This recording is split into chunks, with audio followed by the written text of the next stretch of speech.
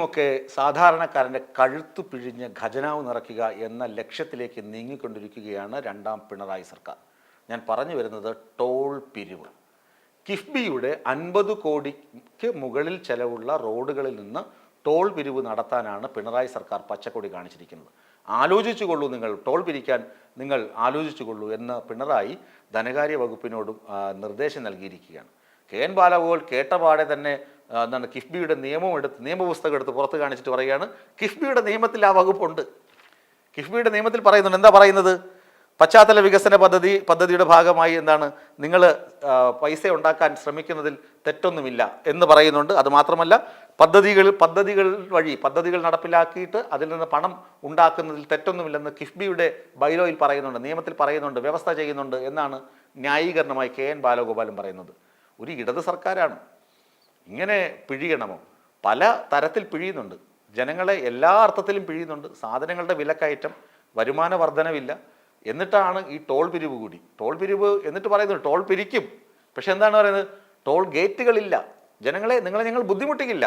Toll പിരിക്കുന്ന സ്ഥലത്ത് ഞങ്ങളൊരു camera വയ്ക്കും, നിങ്ങൾക്ക് ഫാസ്ടാഗ് പോലുള്ള ഓൺലൈനായിട്ട് പൈസ അടയ്ക്കാനുള്ള സംവിധാനമൊക്കെ ചെയ്തു തരും, നിങ്ങളെ തടഞ്ഞു നിർത്തില്ല. ക്യാമറ വെച്ചിട്ട് പൈസ ഫാസ്ടാഗൊന്നും ഇല്ലെങ്കിൽ പൈസ തരാതെ പോകുന്ന ആളുകൾക്ക് ഞങ്ങൾ എന്ത് ചെയ്യും? നോട്ടീസ് വീട്ടിൽ അയച്ചു തരും. എന്നിട്ടേ അങ്ങനെയാണ് പൈസ പിരിക്കുന്നത്. അതായത് വളരെ ഹൈടെക് ആയിട്ടാണ് പിരിവ്. എങ്ങനെയാണെങ്കിലും നിങ്ങളുടെ കഴുത്തിൽ ഞങ്ങൾ കത്തി വയ്ക്കും, പക്ഷേ വളരെ ഹൈടെക് ആയിട്ട്, തടഞ്ഞു നിർത്തുകയൊന്നുമില്ല, വളരെ ഹൈടെക് ആയിട്ട് പിരിക്കും. അതാണ് നിർദ്ദേശം. ആലോചിച്ച് നോക്കണം. എങ്ങനെ വന്നാലും നിങ്ങളെ ഞങ്ങൾ കൊല്ലും, പക്ഷെ ഹൈടെക് ആയിട്ടായിരിക്കും കഴുത്തിറക്കുന്നത്. അങ്ങനെ ഒരു സുഖം നിങ്ങൾക്ക് ഞങ്ങൾ വാഗ്ദാനം ചെയ്യുന്നു. ഈ തരത്തിലാണ് പിരിവുകൾ നീളുന്നത്. അത് പിഴിയുക എന്ന് പറയുന്നത് പിരിവല്ല, പിഴിയുക. ഇതിനിടയിൽ സർക്കാരിൻ്റെ ധൂർത്തുകളെക്കുറിച്ച് 1-2 കാര്യങ്ങൾ കൂടി പറയാം. കഴിഞ്ഞ കാലത്ത് നടന്ന 1-2 കാര്യം. കേരളീയം ധൂർത്ത്, നവകേരള സദസ്സ്, ഇതുപോലുള്ള ധൂർത്തുകൾ, പിന്നെ സർക്കാർ സംഘടിപ്പിക്കുന്ന ചില പരിപാടികൾ, വിരുന്നുകൾ, ഇതിനൊക്കെ പൊട്ടിക്കുന്ന കോടികൾ, പിന്നെ ആഡംബരങ്ങൾ, ഇതിനൊക്കെ പൊട്ടിക്കുന്നത്, ഹെലികോപ്റ്റർ വാടക, ഇതൊക്കെ മുമ്പ് ഞാൻ പറഞ്ഞിട്ടുള്ളതാണ്, പല വാർത്തകളിലായി ഞാൻ സൂചിപ്പിച്ചിട്ടുള്ളത്. ഈ ആഡംബരങ്ങളൊക്കെ ഒഴിവാക്കിയാൽ തന്നെ എത്ര കോടി രൂപ ഖജനാവിന് ലാഭിക്കാൻ കഴിയും. ഇനി ഒരു വാഹനം വാങ്ങുമ്പോൾ ഏകദേശം 21% പൈസ എന്തിനു വേണ്ടിയാണ് കൊടുക്കുന്നത്? റോഡ് നികുതി ഇനത്തിലാണ് അടയ്ക്കുന്നത്. അത് കഴിഞ്ഞിട്ട് ഹരിത സെസ് ഇനത്തിലും മറ്റ് സെസ് എന്നൊക്കെ പറഞ്ഞ് ഒത്തിരി തുക റോഡ് നികുതി ഇനത്തിലും അതുപോലെ തന്നെ ഹരിത സെസ് ഇനത്തിലുമൊക്കെ സർക്കാർ പിഴിയുന്നുണ്ട്, വാങ്ങുന്നു. ഈ വാങ്ങിയതിന് ശേഷമാണ് റോഡിലൂടെ വണ്ടി ഓടിച്ചു പോകുമ്പോൾ ടോൾ ഇനത്തിൽ വീണ്ടും പിഴിയുന്നത്. ഇതിനെതിരെയൊക്കെ ജനം തിരിയേണ്ട സമയം അതിക്രമിച്ചു കഴിഞ്ഞു.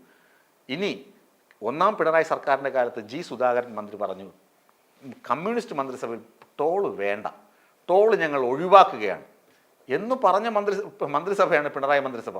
ആ സുധാകരനെയൊക്കെ പൂവിട്ട് പൂജിക്കേണ്ടതാണ് ഇപ്പോൾ.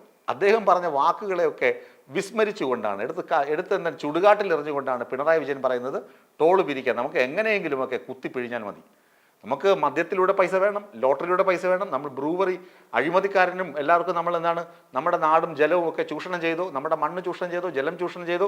എങ്ങനെയെങ്കിലും നമ്മുടെ ഖജനാവ് നിറയ്ക്കണം, നമ്മുടെ കീശ നിറയ്ക്കണം, നമ്മുടെ പോക്കറ്റ് നിറയ്ക്കണം എന്നല്ലാതെ വേറെ ഒരു ചിന്തയും ഇല്ലാത്ത തരത്തിലാണ് ഈ സർക്കാർ മുന്നോട്ട് പോകുന്നത്. അതുകൊണ്ട് തന്നെയാണ് ഈ സർക്കാരിൻ്റെ ജനം ഇത്രയും വെറുത്തു പോകുന്നതും.